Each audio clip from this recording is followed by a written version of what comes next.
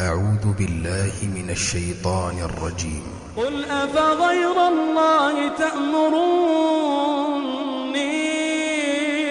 أعبد أيها الجاهلون ولقد أوحي إليك وإلى الذين من قبلك لئن أشركت ليحبطن عملك ولتكونن من الخاسرين بل الله فاعبد وكن من الشاكرين وما قدروا الله حق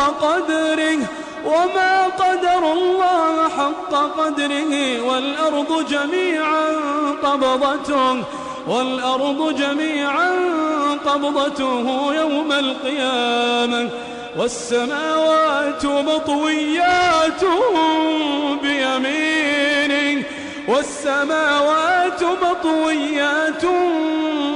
بيمينه سبحانه وتعالى عما يشركون.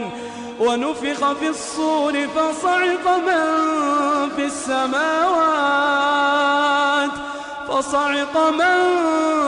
السماوات ومن في الأرض إلا من شاء الله ثم نفخ فيه أخرى فإذا هم قيام ينظرون.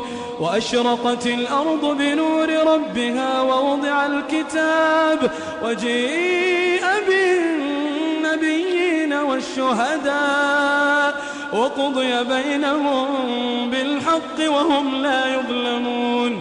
ووفيت كل نفس ما عملت وهو أعلم بما يفعلون. وسيق الذين كفروا إلى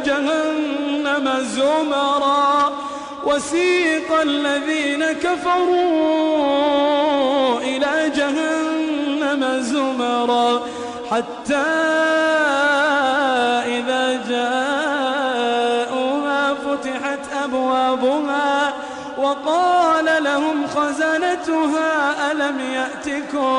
ألم يأتكم رسل منكم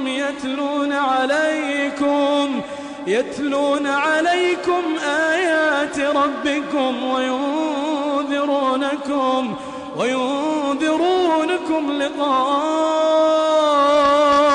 يومكم هذا. قالوا بلى ولكن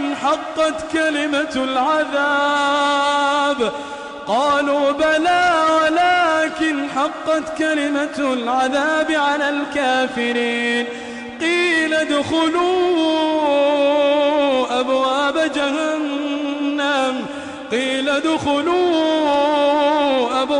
جهنم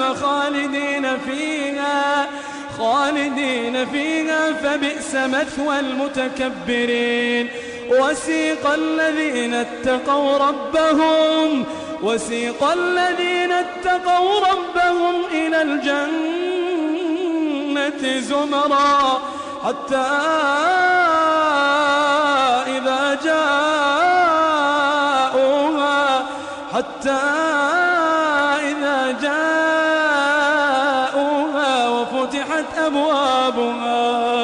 وفتحت أبوابها وقال لهم خزنتها سلام عليكم طبتم فادخلوها خالدين. وقالوا الحمد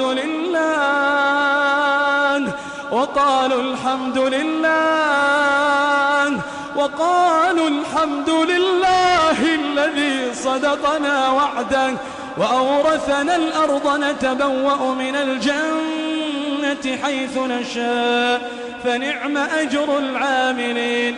وترى الملائكة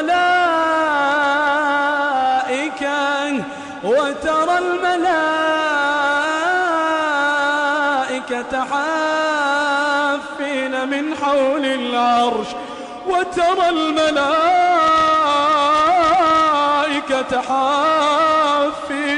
حول العرش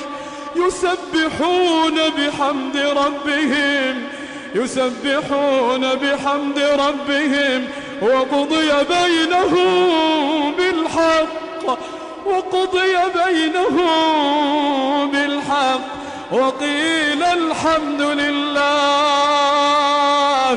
وقيل الحمد لله رب العالمين.